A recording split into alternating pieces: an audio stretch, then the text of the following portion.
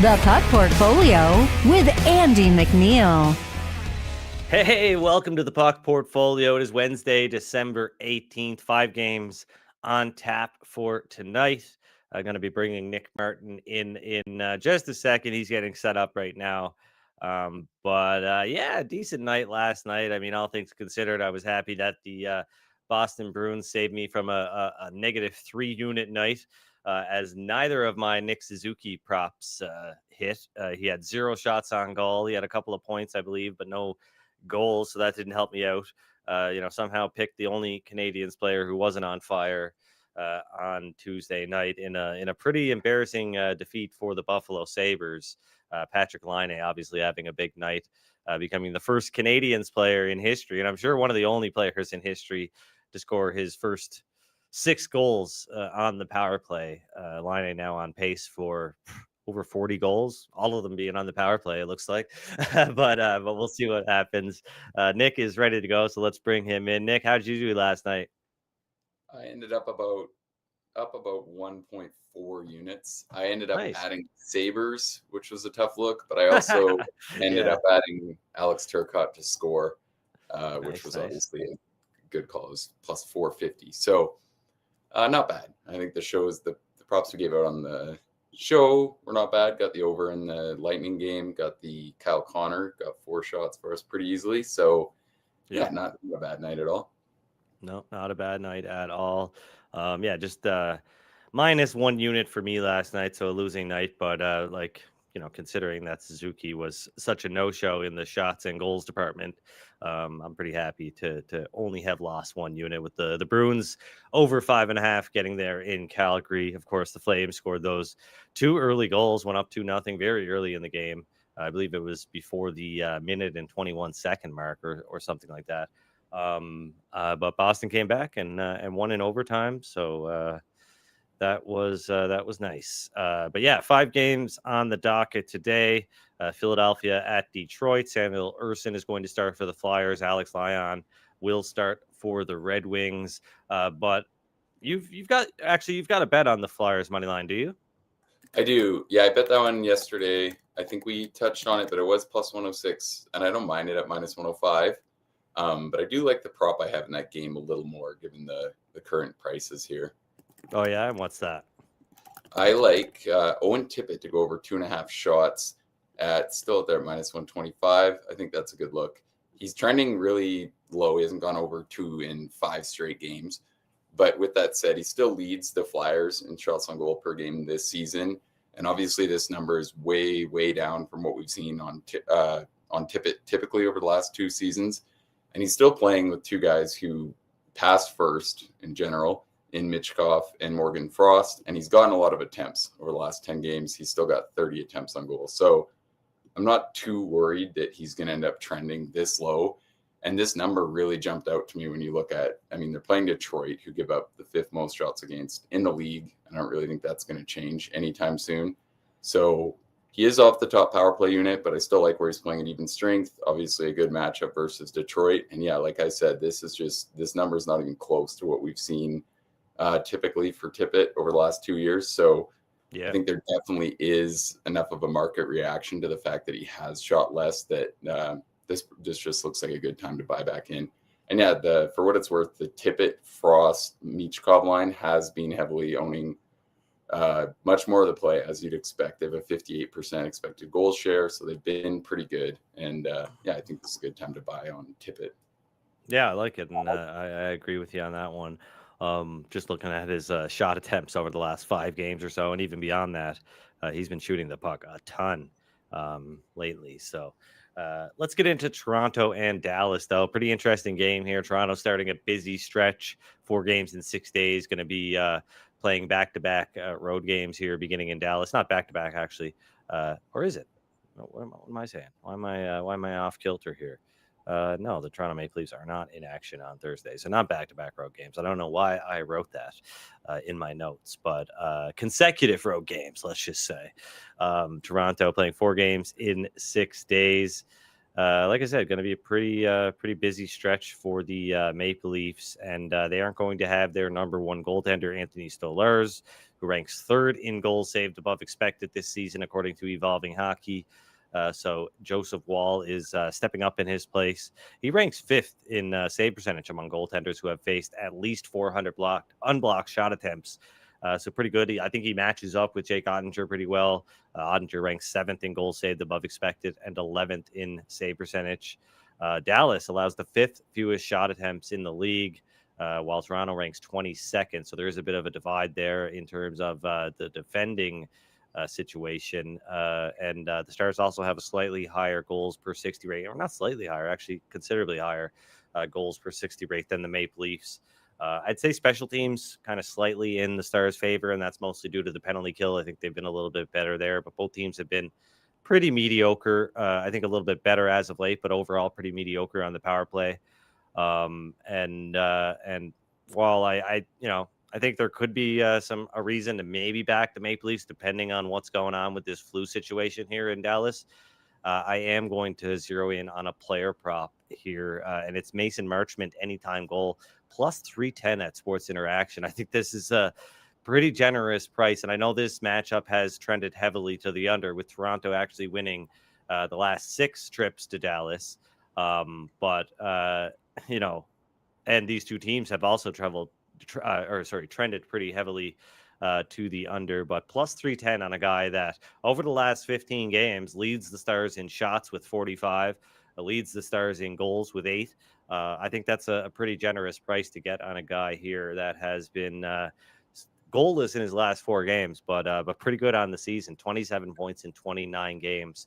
I think Marchment is still kind of flying under the radar here. Obviously, Dallas is one of those teams that spreads out their offense amongst several players quite a bit, but Marchment has really been climbing up the ranks in terms of the Stars' forward depth. So I think this is a good spot to play Marchment to score an anytime goal. It is going to be a half unit bet though. I don't necessarily love any of the player props I'm playing today, but I like them enough to get involved with a 0.5 unit bet. Nick, you covered this game today on Leafs Nation. Anything sticking out to you from a betting perspective? Yeah, I actually like the Leafs here, and I fully do think the Leafs haven't been very good this month. They've lost, or I guess I shouldn't say they've lost. They've played 2 playoff teams, the Devils and the Caps. They lost the one to the Caps, obviously, and then the Devils game was the one where Stolarz had like 46 saves, and it was obviously not a very convincing performance. Aside from that, they played a lot of bad teams, and they still have a 47% expected goal share. So the Leafs have not looked overly good this month, I don't think, at all. But with that said, I do think the Stars are not well equipped to deal with any potential losses on the back end. I do think that their defense core as a whole is just a flaw compared to what it was last season when they had Chris Tanev.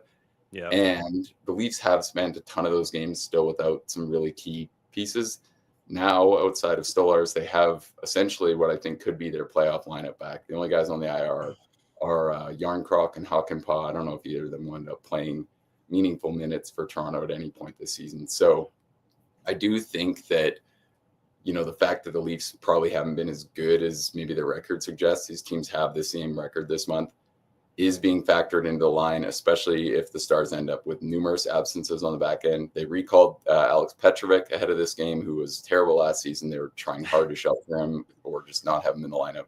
So I think that all in all, you look at the talent on the Leafs roster, I think these teams are pretty comparable. It's a good spot for them in terms of travel. I think that's going to negate the Stars' home ice advantage a little bit, given that the Leafs are on ideal rest. And yeah, like I said, I think just all in all, the Stars' back end could end up being quite a concern in this game.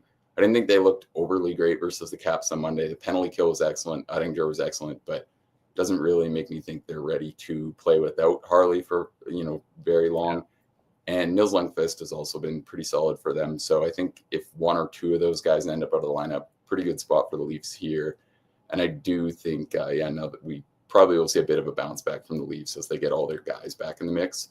So I'm actually happy with the plus 115. And the flip side of that, I would say, is if you disagree, I would at least recommend waiting to bet on the Stars. Absolutely. Because I think there's definitely a chance you end up with this game being like pick 'em, depending on who sits. But I also, if the Stars end up with everyone, I still don't know if we'll see the number move too much. So I feel like the take here for me is bet the Leafs now. But if you're, fully in disagreement, wait and get your Stars picks in later. Yeah, no, I think the timing is right as far as you're concerned, with Maple Leafs being a good bet right now if you like Toronto. But if you like Dallas, definitely a good idea to wait, considering they could be without maybe a top player, right? And or more. If Thomas Harley sits out, and like you said, Niels Lundqvist, and maybe a Marchman or a Wyatt Johnston or somebody like that, that's going to move the needle, and it's going to move the odds. And you'll get a better price on the Stars later if that's your position is to try to bet them tonight to beat Toronto. But go ahead.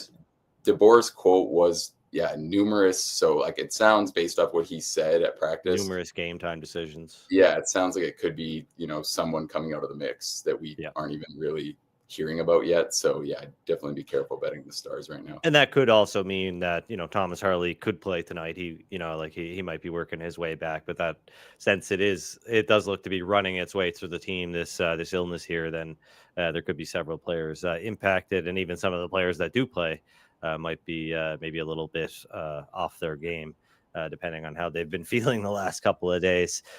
So everybody seems to be sick right now. I mean, I don't know. Everybody I talk to seems to be sick, so it's only natural that it's working its way through NHL locker rooms right now as well. Florida at Minnesota. We know Marc-Andre Fleury is going to start for the Wild. But I think the big question here on everybody's mind is whether or not Alexander Barkov is going to return after missing the last 2 games with an illness. Still no word on that, right, Nick?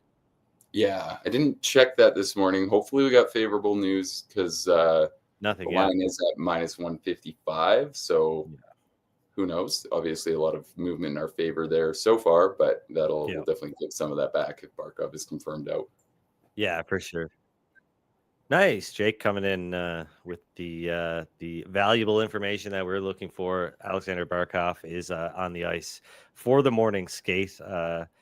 Has not been relayed by the Daily Faceoff Twitter account yet, which is where I was looking for my information at.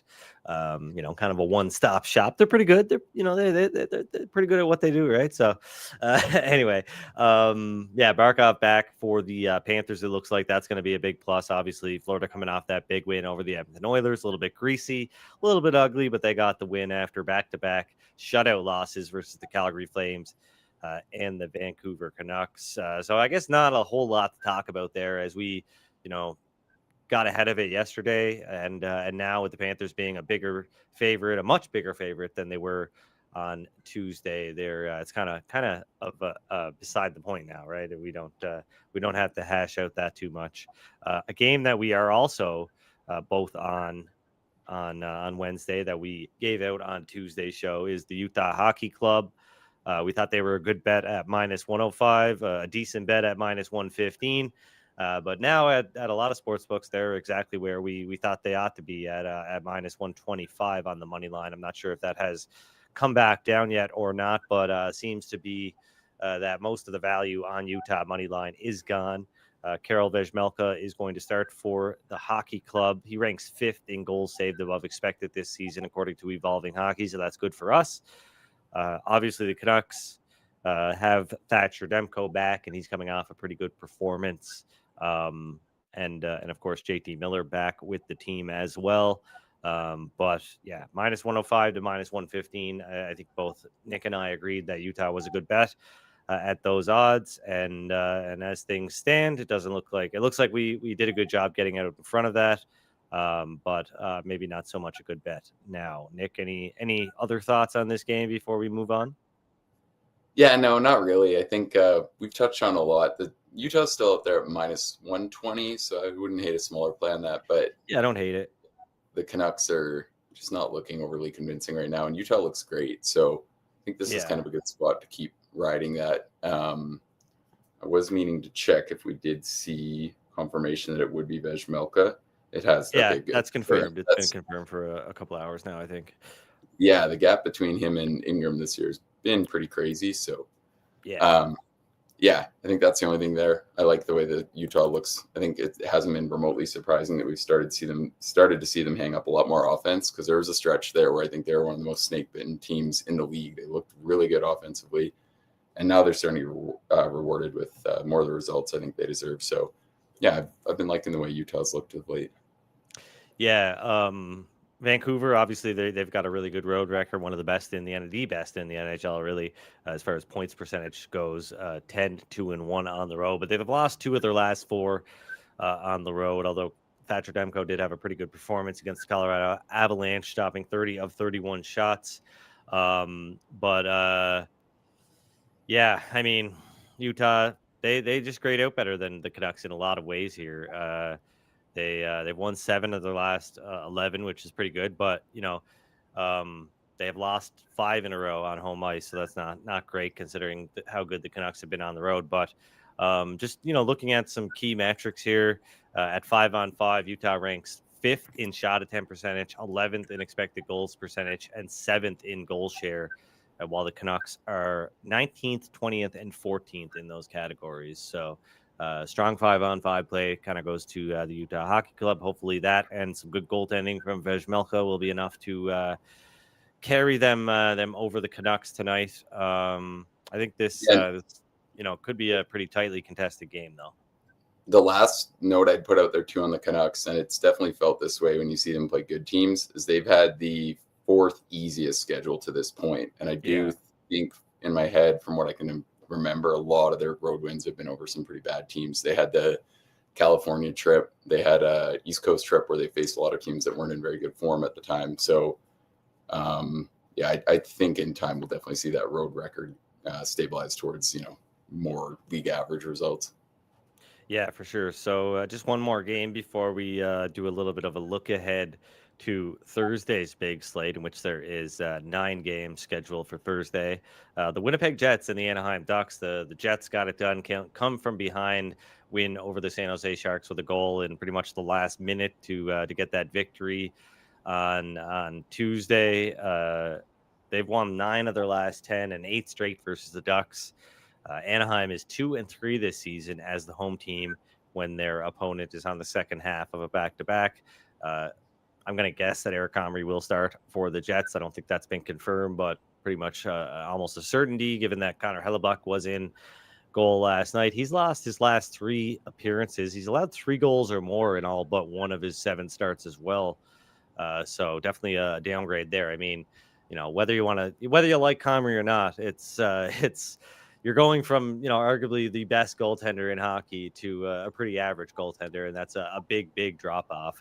So naturally, we've seen a big move in where the Jets were priced from where they were at open. They're up around the -185 range, and now at some sports books, some of the sharper sports books that have some lower margins, they're down in the -150s. So yeah, lots of sharp money on the Anaheim Ducks. But the Ducks, I mean, they've been struggling to say the least. Outside of a 3-game win streak about a month ago, they haven't won consecutive games. They just ended a 5-game skid with a 4-3 overtime win over the Columbus Blue Jackets. So it's going to be a tough spot for them, and there are they've been getting pretty good goaltending out of course, Lucas Dostal and more recently John Gibson. But I mean, it still hasn't been enough to secure 2 points most nights, right? They do have a great puck line record, though.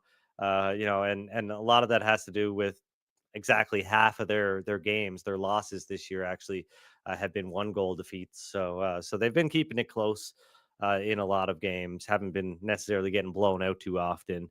But who has had a lot of success against the Ducks? Kyle Connor. And while I don't love either of his props tonight, or either of the 2 props that I'm betting tonight, I am going to split these up, bet a half a unit on each of them. Kyle Connor over 1.5 points plus 155, and Kyle Connor anytime goal plus 110. He's Winnipeg's leading scorer. He's tallied 2 or more points in 4 out of his last 6 games. He only has 11 multi-point games this season, but he has recorded 12 goals and 7 assists in 17 career games versus Anaheim. And I think he's a solid pick to score not only a goal, but maybe pick up a couple of points versus the Jets tonight. And Nick, you like him to just simply shoot the puck tonight, just like he did last night, right? Yeah, I like all the props, honestly, but I kind of settled on shots because, for one, how dominant Dostal's been. But I Yeah, think either way, it's not a bad time to target them. And I am kind of kicking myself for not backing the Ducks early. yeah, And obviously, part of that was Comrie, but I think a big part of it too is people are just, it just seems more and more clear the Jets aren't playing very good. They needed that top line. If you would have thought the roles were reversed, if anything, last night, where the Jets are the ones, like the Jets were the ones who needed the top line to steal a win and the good power play performance versus the Sharks. You look at the Jets' last 15 games, they have a 46% expected goal share. They're yeah, 8-7, I think is the record now. So it's not like they've been winning a lot of those games. And then obviously when Comrie comes in, um, they're just a significantly worse team. So I feel like it's not remotely surprising to see that their numbers tick down considerably in this back-to-back spot because it was pretty ugly last night. But it was very clear that Connor and the top line props involving them was the right take because that line was incredible. I feel like it was pretty much two different games when that line was on the ice versus yeah. when they won. And yeah, like you said, Connor's got a great history versus the Ducks. The Ducks are still giving up among the most chances in the league. They've given up the most shots against in the league this season. And really, Lucas Dostal, I feel like, is the only reason they're probably not the clear bottom team in the league right now. They've been pretty bad. So yeah, I mean, I'm guessing anything involving Connor will be among the most popular bets on the board tonight, but I don't really think the numbers have moved enough. So we'll see. Hopefully he'll come through for everyone. Yeah, like you said, Winnipeg haven't been that great lately. They lost 7 of 10 games after that red hot 15-1 start to the season, but they have won 5 of their last 7 games. So I guess getting it back on track somewhat, and they should be able to defeat the Ducks on Wednesday. But we'll see. Hopefully, Kyle Connor has a big game regardless. So I like Kyle Connor over 1.5 points at plus 155 and anytime goal for Connor at plus 110. Actually, you can get plus 115 odds at Bet365. So I would, I guess, advise people to lock that in as opposed to 110. But those are both half unit plays. In addition to my half unit play on Mason Marchment to score an anytime goal at plus 310. And then, of course, the Utah Hockey Club at minus 105 from yesterday's show. Nick, you want to quickly recap your bets for Wednesday, and then we will look ahead to Tuesday. I've got at least one play that I like, or sorry, look ahead to Thursday. I've got at least one play that I like for Thursday right now. I like Tippett to go over 2.5 shots on goal. I like the Leafs money line at plus 115. Obviously, we give out the Panthers. Still don't mind a smaller play on the Hockey Club at minus 120. And then I like Connor to go over 3.5 shots at minus 110. I'm going to just start calling them the Utah Yeti or something, or like referring to them as the Yeti because, it'll just be easier to say. But just because they don't want to announce the name doesn't mean I can. But anyways, we got a big slate on Thursday, and we'll be back, of course, to break down all of Thursday's 9 games. But I did want to get out in front of one. I am curious to see where this one is at right now, because we have the Ottawa Senators in action against the Calgary Flames, and of course, we talked yesterday just about how Calgary has been struggling not only to score goals, but defensively as well. And this Ottawa team is red hot, particularly their goaltender Linus Ullmark is playing pretty good right now. So yeah, this one has started to tick up already. DraftKings and a few other books open up around minus 125. They're up at minus 135 now. But yeah, Pinnacle minus 128. I think that's a pretty good price, and an even better price, 20 cents better. Bet Rivers / North Star Bet still sitting at minus 108. So bet that, and I'm sure they'll flag your account, and you'll be limited in no time. But anyway, some good prices out there in the Ottawa Senators, I think, against this Calgary team who has been struggling, and Ullmark, like, he has really turned it around as of late. He has 6 straight wins in 6 out of 7 games. Really, he's unbeaten in 8 games, or 1, 2, 3, 4, 5, 6, 7, 8. Yeah, unbeaten in 8 games with that overtime defeat against the Anaheim Ducks. On the only blemish on his record right now in this recent stretch. So I like Ottawa at the current price. I guess you could stretch to minus 135, but I don't know why you would, considering what else is out there right now at the moment. Nick, do you have any thoughts on the Senators, the Flames, or any other games that you want to get ahead of for Thursday's slate? Yeah, the two that I want to get ahead of, they're pretty comparable prices right now. I like the Kings. They're at minus 144 in Philly. I think that's a good bet to lock in now. I feel like that one will move a lot. And then the other one that maybe I think will need a little more discussion, I like the Kraken at minus 132 over the Blackhawks. I feel like I'm pretty surprised this number's opened this closely. Blackhawks did beat the Caps last night, but I thought that was more that they just got to take advantage of a really tough spot for the Caps, who were traveling. They had some disastrous travel issues. Were supposedly still planning on flying out until about 1 a.m., then ended up flying out the next morning. And I do think that kind of leaked into the game a little bit. The Caps were not overly sharp at all. So maybe they're holding up a little bit more value based off that win.